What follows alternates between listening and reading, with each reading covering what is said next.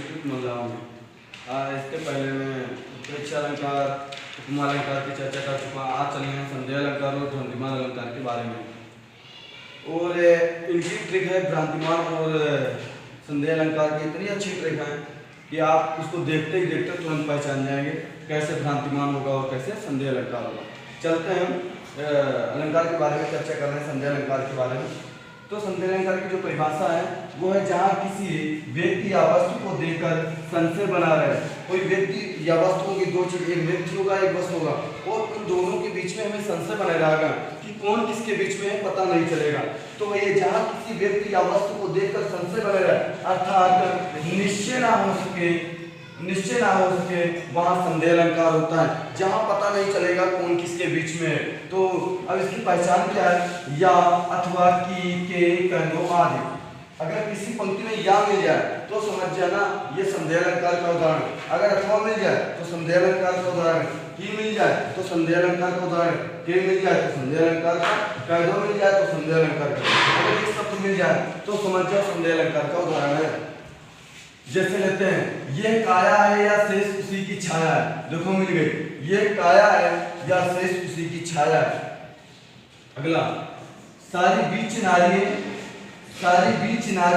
की नारी बीच सारी है, सारी बीच नारी है कि नारी बीच सारी है, कि सारी ही की नारी है, सारी ही की नारी है कि नारी ही की सारी है। तो ये तो एग्जाम्पल एक ही बार में याद हो जाएगा। सारी बीच नारी है, किनारे बीच सारी है, कि सारी किनारे की सारी। तो ये उदाहरण एक ही बार में याद हो जाएगा। देखो यहाँ पे की शब्द मिल रहा और यहाँ पे या शब्द मिल रहा, ऐसे कई उदाहरण थे, केवल मैंने दो उदाहरण लिखे। यही चल आपको एक बार में जल्दी से याद बनाएंगे, इसलिए हमने दो उदाहरण लिखे। या की के दो और भी उदाहरण है लेकिन मैंने केवल दो ही लिखे।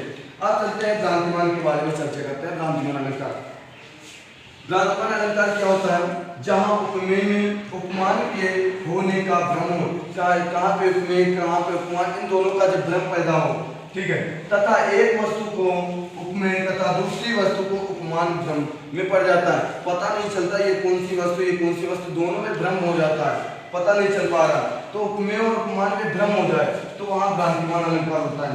एक बात और क्लिक कर रहा हूँ, जहाँ उपमेय में उपमान के होने का भ्रम हो तथा जहाँ एक वस्तु को देखकर दूसरी वस्तु का भ्रम हो जाए तो वहाँ पे भ्रांतिमान अलंकार होता है। इसकी पहचान क्या है? भ्रम। अगर भ्रांतिमान अलंकार है तो भ्रम जरूर आएगा, भ्रांति आएगा। तो भ्रम याद रखेंगे, भ्रांति से भ्रम भ्रांति। जान मान समझ, तो जानी जब याद रखते हैं तो मानी भी याद रखेंगे और समझी। अगर ये 5 शब्द याद रखेंगे, कोई भी उदाहरण आ जाए भ्रांतिमान का हम कर लेंगे। जैसे बिल विचार प्रवेशन लगे हो नाग शून्य में बाल, बिल विचार प्रवेशन लगी हो नाग शून्य में ब्याल, ताहू काली सिंधु को भ्रम लिए उठाए। देखो यहाँ पे भ्रम शब्द आ गया। ऐसे को दूसरा एग्जांपल लेते हैं। पाए महावर देव को नाइन बैठी आए, पाए महावर देव को नाइन बैठी आए और फिर जान महावरी। देखो जानी शब्द आ गया, फिर जान महावरी एड़ी मिलत जाए। तो आज की क्लास में इतना रखते हैं, बाकी अगले दिन।